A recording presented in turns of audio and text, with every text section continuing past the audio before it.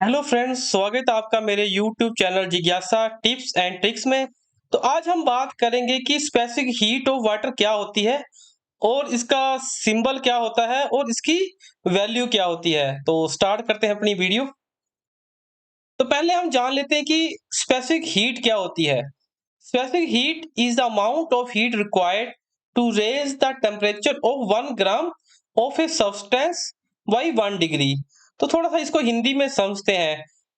तो इसमें ये बताया गया है कि द अमाउंट ऑफ हीट, जितनी भी हमें हीट चाहिए 1 ग्राम सब्सटेंस को 1 डिग्री सेल्सियस तक हीट करने के लिए। तो 1 ग्राम सब्सटेंस कोई भी हो सकता है, वाटर हो सकता है, ऑयल हो सकता है, कोई मेटल हो सकती है। तो 1 ग्राम सब्सटेंस को 1 डिग्री टेम्परेचर हीट करने के लिए जितनी एनर्जी रिक्वायर्ड उसे बोलते हैं स्पेसिफिक हीट।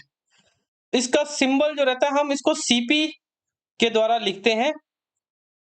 तो इसका जो मेजर रहता है वो रहता है joules per gram per degree Celsius, joules per KG, और calorie per gram per degree भी हम इसको बोल देते हैं।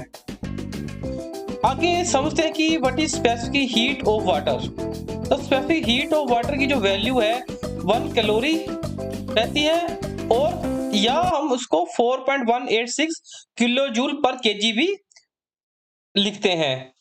तो ये सबसे हाईयर रहती है इसकी कोई भी सब्सटेंस। जैसे अगर एग्जांपल दें हम केरोसिन या मिथेनॉल या अल्कोहल, द इसकी सबसे ज्यादा इसकी वैल्यू हाई रहती है 4.186। तो आप अदर्स में देख पा रहे हो, जैसे इसकी केरोसिन की 2.0 जूल्स पर ग्राम है, मीथेन की 2.47 है।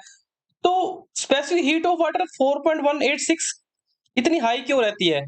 तो इसका रीजन रहता है हाइड्रोजन के जो बॉन्ड रहते हैं। आपको पता है ये वाटर का फॉर्मूला रहता है H2O। तो इसमें हाइड्रोजन के बॉन्ड और ऑक्सीजन का बॉन्ड मिला के ये वाटर बनता है। तो इसलिए हाइड्रोजन जो रहती है वो हैवी काफी आती है, इसलिए इसकी स्पेसिफिक हीट ऑफ वाटर भी ज्यादा है। आगे हम थोड़ा सा और इसको जानते हैं एग्जांपल लेके कि हम कैसे इसको फाइंड करते हैं। स्पेसिफिक हीट अगर हमें निकालनी है तो हम उसका क्या फार्मूला रहता है। तो एग्जांपल के तौर पे जैसे हमें अगर 4000 केजी हमारा वाटर है और हमें सिर्फ 1 डिग्री तक उसको गर्म करना है, तो हमें कितनी स्पेसिफिक हीट ऑफ एनर्जी लगेगी।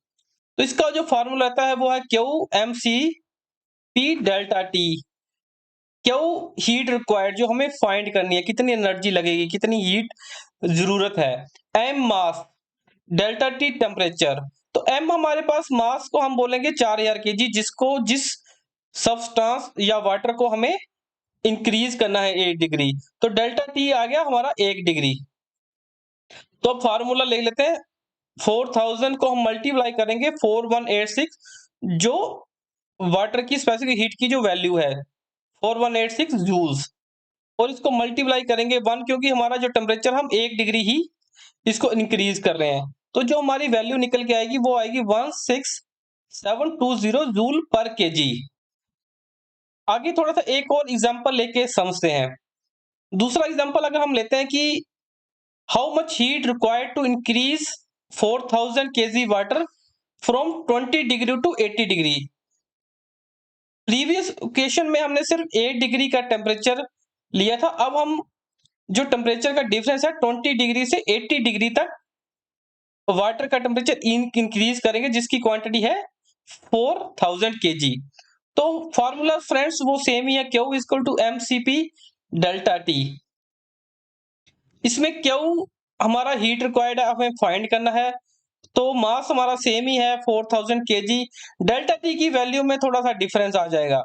तो डेल्टा टी जो रहता है difference initial temperature minus final temperature का जो भी डिफरेंस रहेगा उसके डेल्टा टी हम बोलते हैं। तो हमारा डेल्टा टी जो भी टेम्परेचर निकल के आया वो आया 60 डिग्री।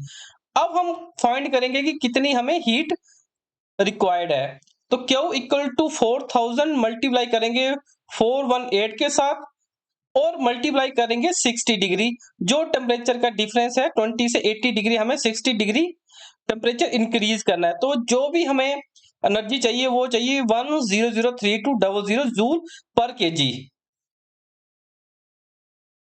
फिर आपको इसको किलो कैलोरी में कन्वर्ट करना है, तो आप गूगल पे इसका चार्ट मिल जाता है।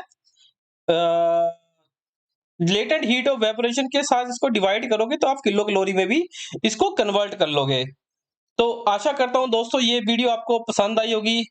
तो प्लीज मेरे चैनल को लाइक और सब्सक्राइब जरूर कर दें, जिससे आपको ऐसी नई नई वीडियो आती रहेंगी। तो थैंक्स।